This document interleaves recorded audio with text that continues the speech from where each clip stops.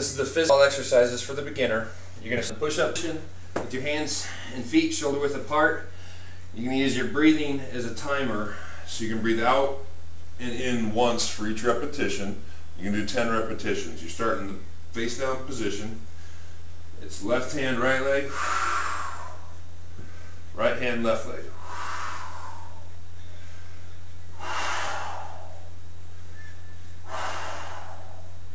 Now with this exercise, you want to keep your hand directly pointed, your nose pointed directly at your hand, so your head is going up and you're extending your head at the same time.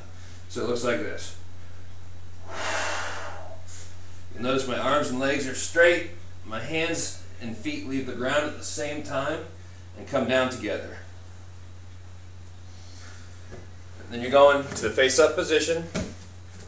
You can bring the ball backwards and then walk down forwards using your hands as breaks if you need to.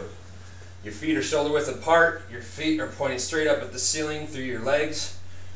Put your hands in your hips. Let your butt come down until it touches the ground. Then you tilt your head backwards and push into the ball and lift your belly button towards the ceiling. Now if you don't push your head back properly, you're going to do one of these. You don't want to do that. You don't want the ball to roll backwards. You actually want the ball to roll forward just a little bit. So the beginner level here, you start like that. You're just trying to bring up your body to a level plane. Now, when you get to the intermediate level, you're going to start lifting your shoulders off the ball a little bit. Just like that. You just push back hard enough to lift your shoulders off the ball just a little bit. Now when you get to the more advanced level, you're going to go up and balance on top of your head, like that. Don't do this until you've been instructed to start so. Now each exercise you go face down, face up, face down, face up, where you're working different muscle groups. This gives you a circuit training where you don't have to stop and take a break in between. You keep going, so you keep your calorie burn going and you keep your heart rate up the whole time. And you're still working muscles that are relaxed. They haven't been worked out, so they've had a chance to relax since the last time you worked them out. So now you go back down to the push-up position. Exactly like this. Now the biggest mistake people make on this one is not going all the way to the push-up position. They'll just try to go straight to the hands on the ball. If you get your hands on the ball, you usually end up in the wrong position and you won't be able to do it right. You need to go to the push-up position here first and say, get the ball so that it's touching your elbows here when you're in the push-up position. Now, when you do that, you can bring your elbows up on the side and put your hands right here. Now do not use your hands to do a push-up on the ball like this. What you do is you use your hands to roll the ball forward and backward. So what you're going to do first is take a deep breath in and roll backwards. Bring your face down towards the ground with your chest and bring your butt in the air. It's going to look just like this. Keep your knees straight on this one. Then breathe out, arch your back, and look straight up at the ceiling. So it's going to look like this.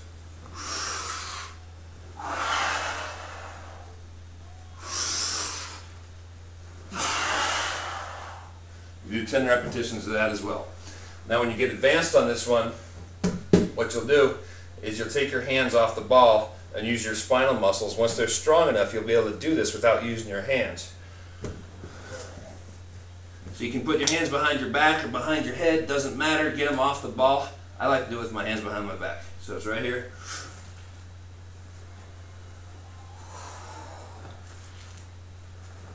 And your goal is every time that you come up, you want to look directly at the ceiling, directly above you, and hold that arch in your back. Now, final Physioball exercise for here.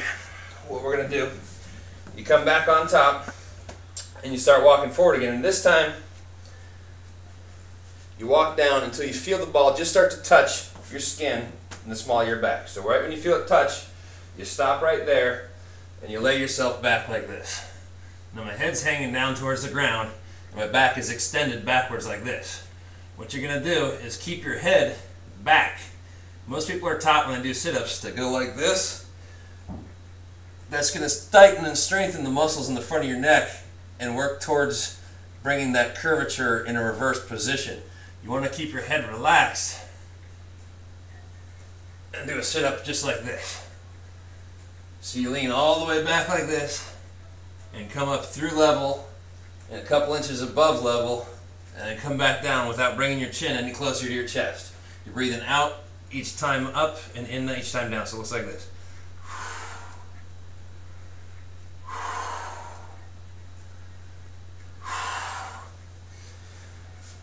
Now, some people can't do that either because of headaches or pain in the neck. It's too much for them. So what you'll do is you'll just do the modified version. A little bit simpler, a little bit easier. What you do is just cross your arms, hold them up at 90 degrees from you, lean back until you feel your stomach engage, tighten it, and bring it back forward. And you can work on getting further and further back as time goes on. You'll get stronger in your stomach and you'll be able to go back further, but you just want to engage your stomach muscles and then come back up like this. And each time you go back, it counts as one repetition. Now, for these exercises, if you have any dizziness, any sharp pain, any radiating pain into your arms or your legs, stop the exercise. You should see your chiropractor before you continue. But you can also modify them to make them not so difficult. For example, if you're doing the advanced on bridging exercise, going back on your head, instead of tilting your head back all the way like I was and doing a complete bridge on the top of your head to the ground, you can just bring it up to your shoulders. Just don't push back with your head and minimize the pressure on your neck. But these exercises are more about controlling the motion than they are going from A to B. So you want to make sure that when you're doing these exercises that you're taking your time and coordinating and balancing your body.